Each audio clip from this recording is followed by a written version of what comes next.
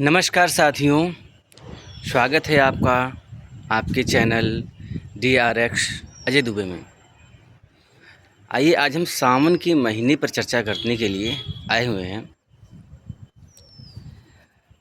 आप जानते होंगे सावन मनाया क्यों जाता है या सावन में होता क्या है। सबसे पहले आप ये जानिए कि इसकी पौराणिक कथा क्या है।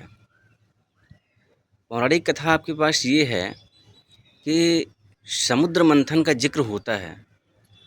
उसमें मदिराचल पर्वत और नागवासुकी, इन दोनों के जरिए देवता और राक्षस या दैत्य, ये दोनों मिल कर के समुद्र का मंथन किए थे, जिसमें जो है सबसे पहले एक कालकूट नामक विष निकला था, हलाहल विष। तो उसमें होता क्या है कि जब वो निकला तो उसके कारण पूरे के पूरे मनुष्य के लिए, जीव के लिए, जंतुओं के लिए पूरी की पूरी ऊर्जा ऐसी निकलने लगी कि उससे वो मृत्यु के पास पहुंचने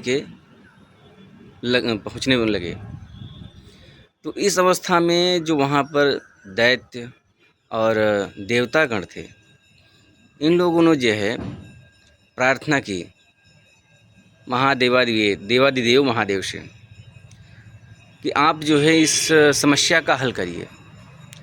तो प्रभु ने जो है उस कालकूट विष को अपने कंठ में धारण किया और उसकी ऊर्जा इतनी तगड़ी थी कि जिसके कारण उनका कंठ जो है एकदम नीला पड़ गया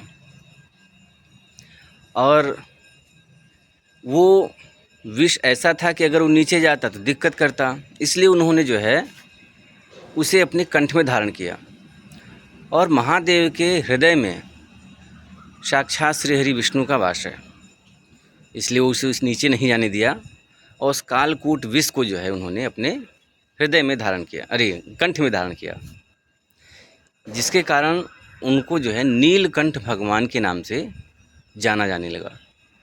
समाज के लिए उन्होंने जितने भी विष थे उन विषों को अपने कंठ में धारण किया। अब जो है ये तो हो गई पौराणिक कथाएं, और इसीलिए जो है जो कांवड़ यात्रा और जो शिव पर जल चढ़ाने की व्यवस्था है, इसीलिए होता है कि ताकि उस गर्मी से उनको जो है थोड़ा आराम मिल सके। कालकूट विष के कारण जो दिक्कत हुई है उसमें उन्हें आराम मिले, इसीलिए लोग जो है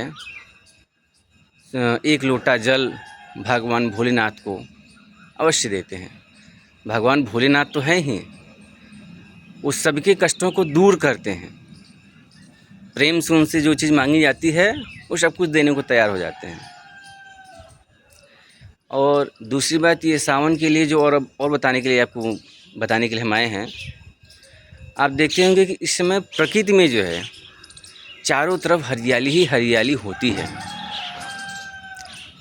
बारिश होती है।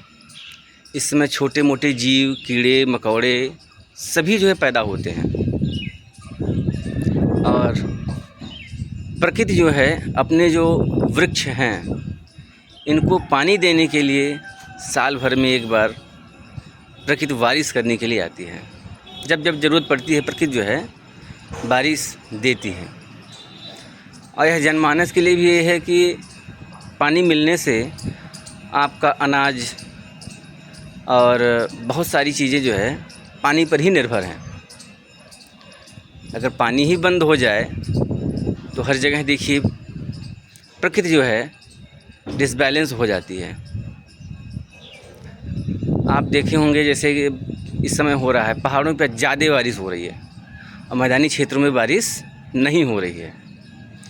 उसका कारण भी यही है कि मनुष्य जो है प्रकृति का दोहन बहुत ज़्यादा कर रहा है। प्रकृति का दोहन ऐसे कर रहा है कि जहाँ उसे ज़रूरत पड़ी ज़्यादातर मकान बनाते चला जा रहा है, वृक्षों की कटाई होती चली जा रही है। तो जिसके कारण बारिश का कम होना ये प्रतीत होता चला जा रहा है। और सावन सबको अच्छा लगता भी है।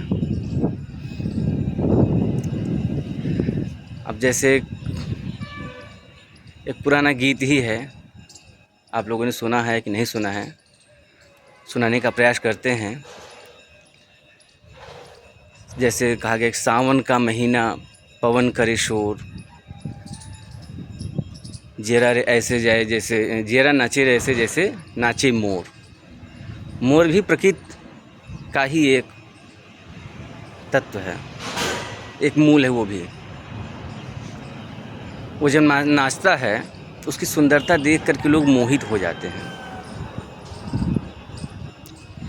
आप लोगों को ये सावन के बारे में जानकारी कैसी लगी, इसे बताने का प्रयास ज़रूर करिएगा।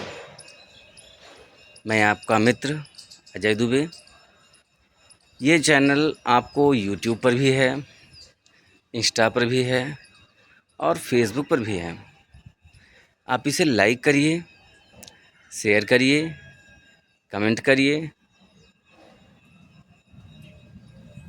आज के लिए सिर्फ इतना ही। धन्यवाद।